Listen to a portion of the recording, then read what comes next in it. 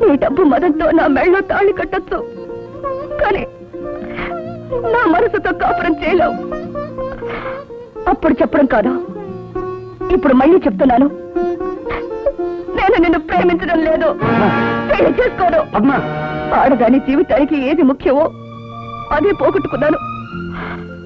ఆడదానిగా బ్రతకలేకపోవచ్చు, కానీ మనిషిగా బ్రతకగలను. పద్మ, ఒక్క నిమిషం. నన్ను కాదని వెళ్ళిపోతున్నావు అంటే నేను చేసింది రాక్షస కృత్యం అని చెప్పి పెడుతున్నావు. తరతరాలుగా ఈ ఊరికో చరిత్ర ఉంది.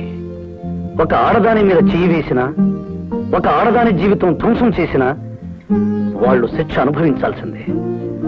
రాజైనా, మంత్రి అయినా, సేవకుడైనా, మరెవరైనా ఆ శిక్షకు బాధ్యులే.